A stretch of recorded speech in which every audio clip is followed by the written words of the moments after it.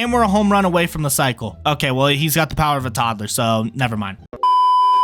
Yo, what's going on, everybody? We're back with another video. Today, man, we're going to be using the weakest player at every position. Let's go through the team, and then I'm going to explain how we chose this. So at catcher, we got Joseph Mauer, 88 overall. First base, 95 overall, Keith Hernandez. Second base, Rod Carew. Third base, Yoan Moncada. Shortstop, David Fletcher. Left field, Richie Ashburn. Center fielder, Juan Pierre. Right fielder, Ken Griffey Sr. On the bench, we got Jason Kendall, Minnie Minoso, Lou Brock, Jose Iglesias, Luis Arias, and we're going to be pitching Jacob deGrom. He's not really that weak. Guess what? Doesn't really matter. We're ranked 632.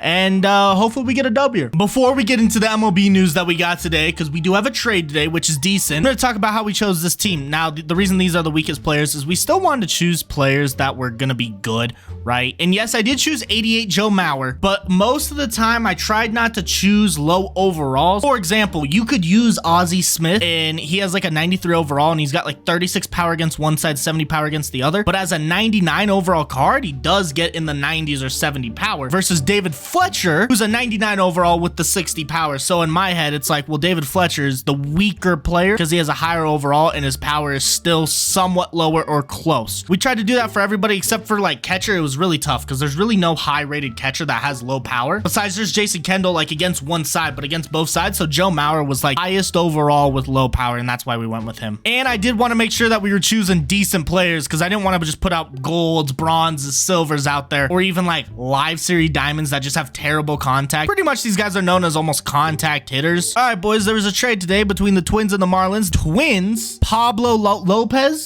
shortstop Jose Salas, and outfielder Brian, I don't know how to pronounce his last name, so we're not even gonna try. And then the Marlins got Luis Arias, which is decent. In 2022, they do have Jose Salas ranked as the 5th best prospect for the Marlins, but he's not even in the top 100 prospects that they have across the league, and he's not a top 10 shortstop prospect, so, but he is 5th for the Marlins. That is also based off of 2022, so I don't know if when 2023 prospects come out, if Salas is going to end up being higher. He is like 19. Yoan Moncada. That's not going to drop. That's really tough. But we do score the run, so I'm not mad about it. I'm not mad about it. Feels like 1 for 1 because it's clear. Oh my goodness. Okay. 65 power. Still send it to the moon. Oh my goodness, that might, oh, it's Richie Ashburn.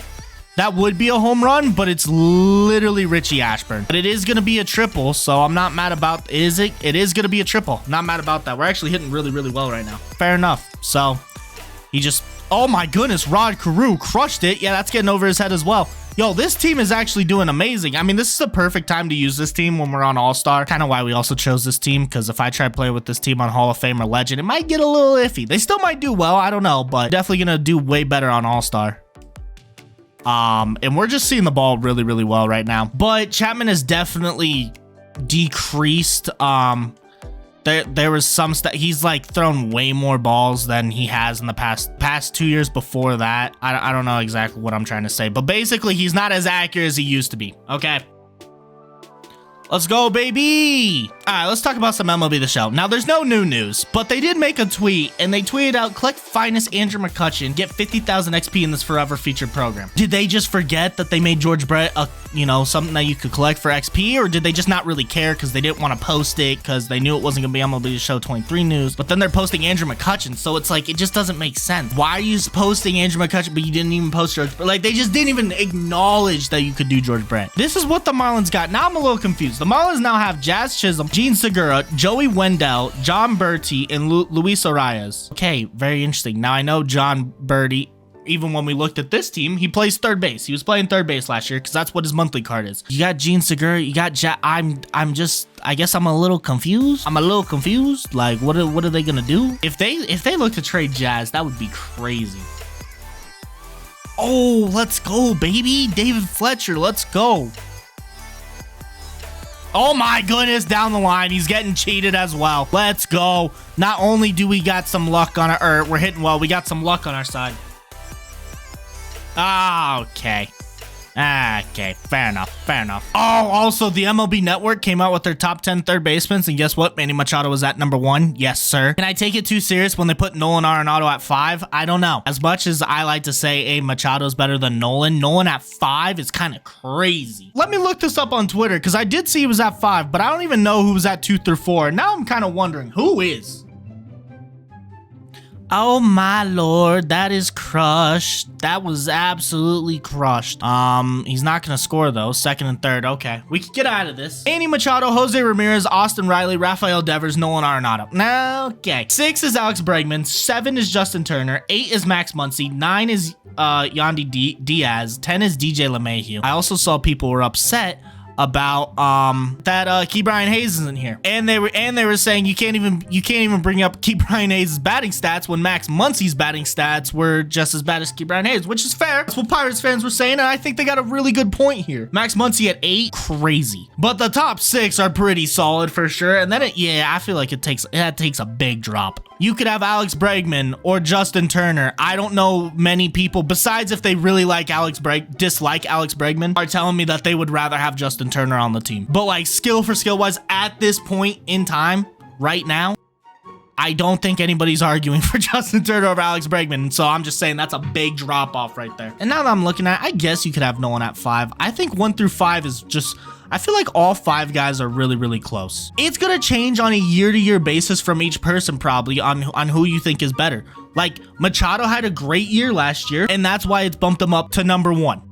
Not saying that the other guys didn't have a great year either, but Machado was he was second in MVP voting. At least I'm pretty sure he was second in MVP voting. Yes, he was, and he was ahead of Nolan. So Jose Ramirez, again, very, very good. Any of those 5 guys, and we'll call Alex Bregman a half, 5.5 guys right there, could win MVP. They could have a MVP season. Any of them. That's really tough. That's really tough. I wouldn't be completely shocked if Alex Bregman had an MVP year, but I still would be a little bit like, oh, did not expect that. If you told me Austin Riley had an MVP year, I'd be like, yeah, okay, not surprised. Jose Ramirez had an MVP year, yeah, not surprised. Same with Nolan, same with Devers, same with Machado. Any of those guys, if they have an MVP year, I'd be like, okay, makes sense. And you know who's taking a major drop off? Because I just saw, I don't even know if I want to call it major drop off, but like Matt Chapman, when Nolan was a Rocky and Matt Chapman was an A's, the conversation always got brought up a lot because they were high school teammates, and it was like, you know what, Nolan might not be the best third baseman from his high school, like defensively, and Matt Chapman was hitting a little bit, you know, so